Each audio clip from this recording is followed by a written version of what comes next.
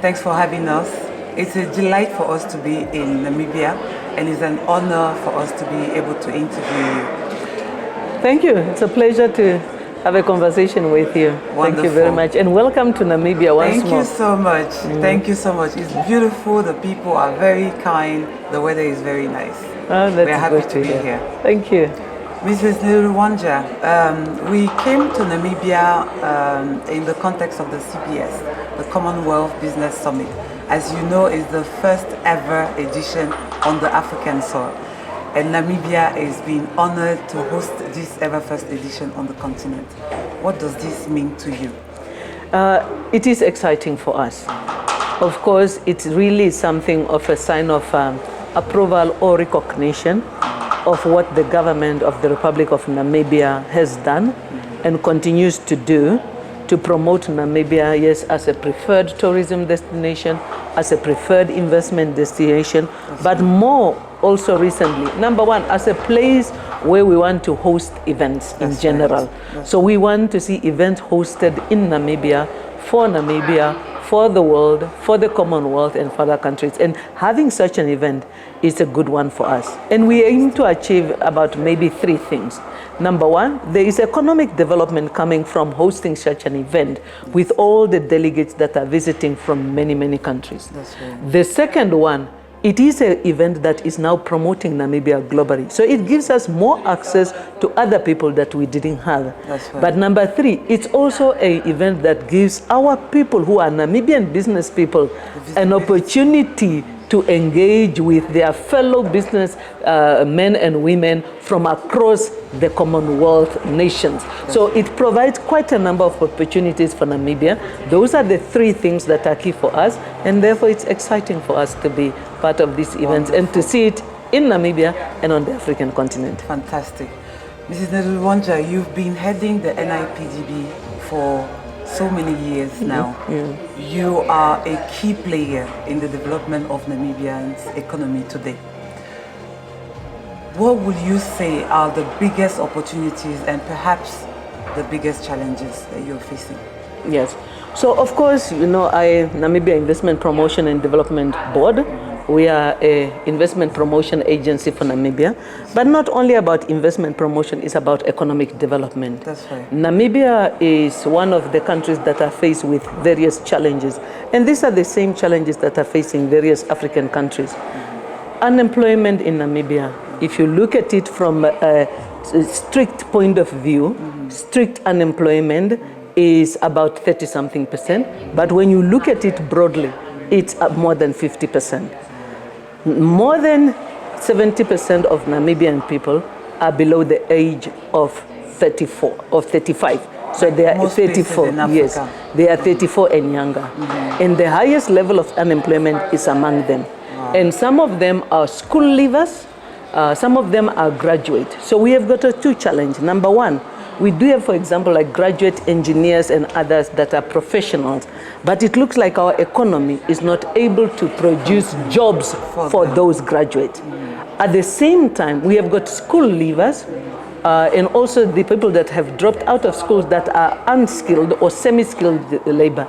The employment among them is also challenging.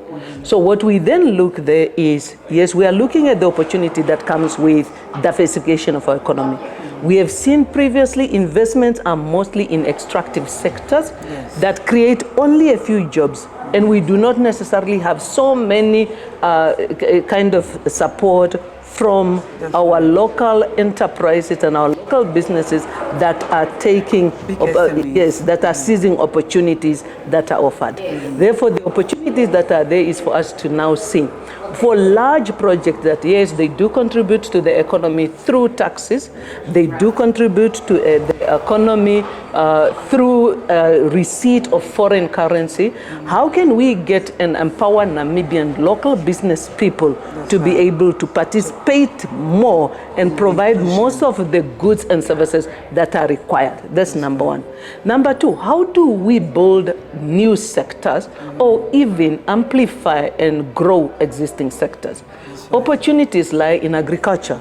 We do have, for example, some of the regions in Namibia that have got good arable land. We have got water. But that are some of the regions that have got the highest level of unemployment among unskilled and semi-skilled youth. And how can we understand that reality? So that one we have, and what we now need to do is how do we work with the regional government to kind of come up with their profile and support them to have project preparation that can help them attract investors and investment into those regions. So that is one. So agriculture, very promising sector that is untapped. Tourism, Namibia has for many years looked at tourism, but we only mainly look at tourism as leisure. But even then, in that case, we believe that we can still amplify our numbers. Most of our tourists come from our neighboring countries, and then they come from Europe. There are larger markets like Asia, like the Middle East, like the USA. We don't, and even mostly like West Africa and East Africa. We do not see significant numbers of tourism coming. So there is significant potential for us to grow our tourism sectors by looking at new markets, but also by looking at new product offerings, such as medical tourism, sport tourism, and various others. Yes, and of course, creative is actually one sector that the president of the new president of Namibia said the culture and creative sector. It offers significant potential, especially for self-employment, and therefore it is one of the 7 priority areas of our current president. So we have got quite a good number of sectors. What we need to do then, of course, as a nation, is to make sure that we organize ourselves and we work with investors to bring investment into those sectors and to bring development and create jobs for our people. Wonderful, wonderful. Mr. Uaandja, you to leverage on what you've just said, you mentioned the president. For the first time in the history of Namibia, you have a female president. Yes. You have a female vice president. Of course, you have a female at the NIPDB for a long time, and who is doing a great job for the Namibians. And I hope they're very proud of you, because we're all proud. Ever since I met you in Davos with former President Mr. Genkos, may his soul rest in peace. And this is the reason why I'm in Namibia. I knew this is the country I wanted to come and contribute and impact whatever I can as an African. As you know, we promote Invictae. Invictae is a female platform where we focus on bringing global investors into Africa for female champions, female entrepreneurs only. The reason why we do this as a former banker is we realize that women, even when they are successful with track records within their own industry, they still work with commercial bank. And we know that commercial bank is quite expensive, and cost of capital remains a big issue. What would you say that Namibia has put in place to facilitate this relationship between global investors and female entrepreneurs championing in Namibia? Female entrepreneur in male-dominated sector, mining, oil and gas, solar, agriculture, tech, fintech, etc. So I think, like you have eloquently put it, Namibia is a country that we are number 1 in Africa in terms of closing the gender gap. Wonderful. And even the recent report that has come out confirmed that. Wow. We are number 8 globally in terms of closing the gender gap. And I'm not so sure if it was a deliberate decision of saying ABCD, but there has been government policy.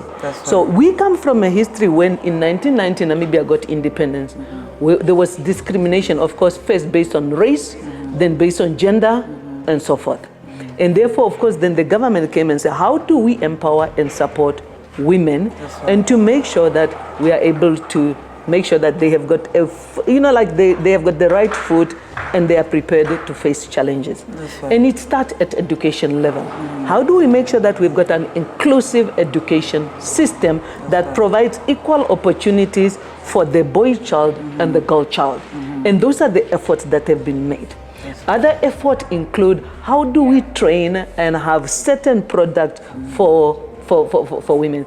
So the current president was actually our first Director General who was responsible for the women department in the office of the president just after independence. And she's the one who led Namibia's delegation to what they call the Beijing conference. And then since then they've mastered that, and they looked at which are the sectors, of course, that can be the low-hanging fruit to development, to develop women, but which are also the sectors where women are struggling, and we support them. So since independence, we have had this really campaign, the drive, the support of saying, let us make sure that we take along our girl child and we take women.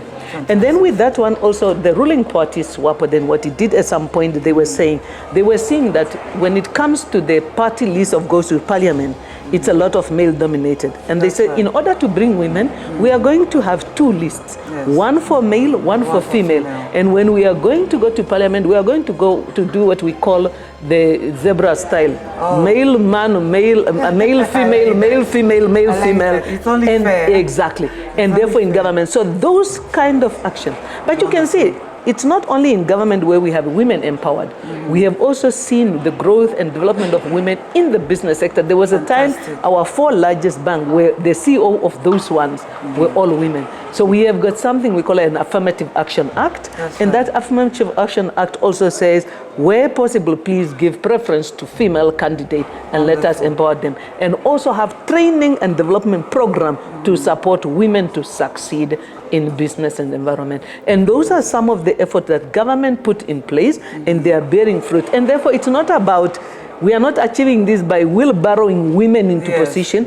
We have first trained them, we have empowered them, we have grown them, and by the time they get responsibility, they are in the place to handle that responsibility. Fantastic. Affirmative Act. Affirmative That's action, how yes. it's called. Affirmative action. Yeah, affirmative act. Affirmative act. Yes. And this is since when? Since about 1998. Fantastic. I think we can see that because, as you know, Invictae is organizing a sorority breakfast tomorrow for Namibian female champions. Yes. It's an exclusive breakfast. Of course, you are invited. Thank you. You've been pushing the agenda so well, and we'll be delighted to have you. And tomorrow, we were happy because we saw that there are many women here in Namibia than many other countries in Africa who are championing in male-dominated sectors. So congratulations on that. Thank you. Now, to last but not least, Mrs. Nangula Uaandja, we would love to see you next year, January, in Davos, because that's where it started. That's the reason why Invictae is in Namibia. Thank you. We would love to see you joining the Africa House. Why is it important? Because we met thanks to Namibia House being on the promenade in Davos. And this year you were not present, the year before you were not. We're hoping, now that we have Africa House presence, that Namibia will come even stronger now that you have a female president, you have Mrs. Nangula Uaandja, you have a vice president as a female as well, to come and promote Namibia even further, especially after the CBS.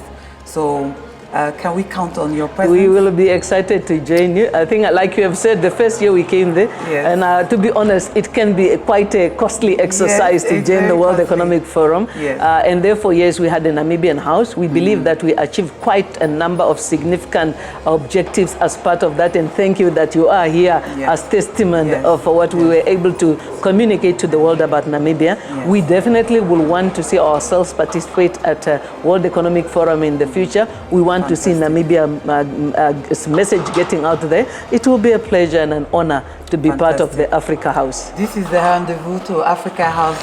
Namibia will be present with NIPDB. We know how to count on Mrs. Nangula Uaandja. She's an action woman. Thank you, Mrs. Uaandja, for your time. It's a pleasure. Thank you very much. Thank you so much. Thank you.